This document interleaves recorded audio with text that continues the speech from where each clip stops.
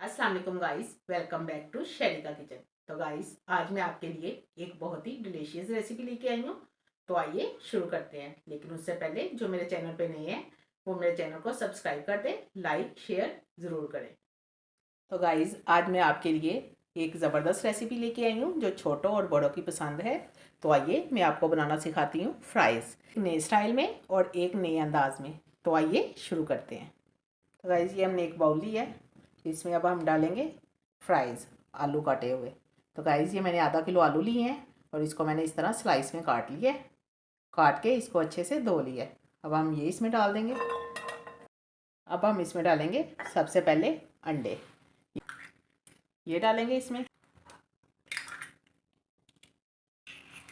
ये 2 अंडे डाल के अब हम इसमें डालेंगे लहसुन पाउडर। गाइस, ये हाफ़ टी स्पून मैंने लहसुन पाउडर लिया है, ये इसमें डाल देंगे। साथ ही हम इसमें डाल देंगे ओरिगेनो। ओरिगेनो मैंने लिया 1 टीस्पून, ये भी इसमें डाल देंगे। ये हमने 1 टीस्पून ली है कुटी मिर्च और हाफ़ टी स्पून ली है पाउडर मिर्च का, ये भी इसमें डाल देंगे। साथ ही हम इसमें डाल देंगे नमक। नमक आपने हस्बे ज़ायक़ा लेना है, मैं इसमें डालूँगी 1 टीस्पून। और आखिर में हम इसमें डालेंगे मैदा। तो गाइस, ये मैदा हमने डालना है हस्बे ज़रूरत। मैं पहले इसमें हाफ़ कप डालूँगी, बस इतना सही।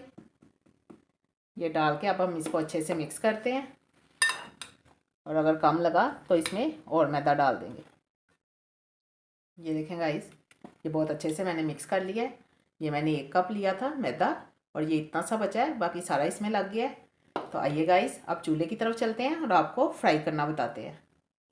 ये देखें गाइस, मैंने एक पैन चूल्हे पे चढ़ाया है और इसमें मैंने डाला है सरसों का ऑयल। गाइस, सरसों का ऑयल में खाना बहुत ही अच्छा और टेस्टी बनता है और ये सेहत के लिए भी बहुत ज़बरदस्त है।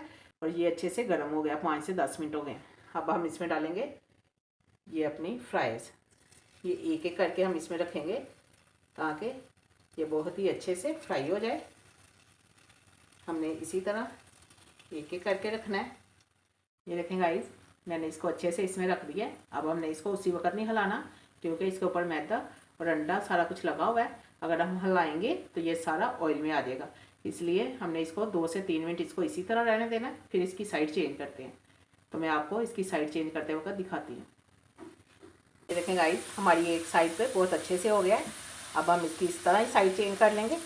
ये बहुत अच्छे से जो मसाला इसके ऊपर लगा था वो पक गया है। ये देखें ऑयल हमारा कितना साफ़ है, क्योंकि हमने इसको हिलाया नहीं। अगर हम उसी वक्त इसको हिला देते तो ये सारा जो इसके ऊपर फ्राइज़ के ऊपर मसाला लगा है ये सारा इसके अंदर आ जाना था। तो अब हमने इसको 3 से 4 मिनट बाद हिलाया है और ये बहुत अच्छे से पक गया एक साइड पे। अब हमने 2 से 3 मिनट इसे और देने हैं और मैं आपको निकाल के दिखाती हूँ। ये देखें, हमारी फ्राइज़ बहुत अच्छे से तैयार हो गई है। अब हम इसको बाहर निकाल लेते हैं और आपको दिखाते हैं कि ये कितनी क्रिस्पी और कितनी ज़बरदस्त बनी है। ये देखें, ये हमने सारी इसमें डाल दी है और कितनी ज़बरदस्त इसकी खूबसूरती आई है। और ये देखें हमारा ऑयल कितना साफ़ और कितना क्लीन है, इसमें कोई ज़रा भी नहीं इसमें आया, बिल्कुल साफ़ ऑयल है।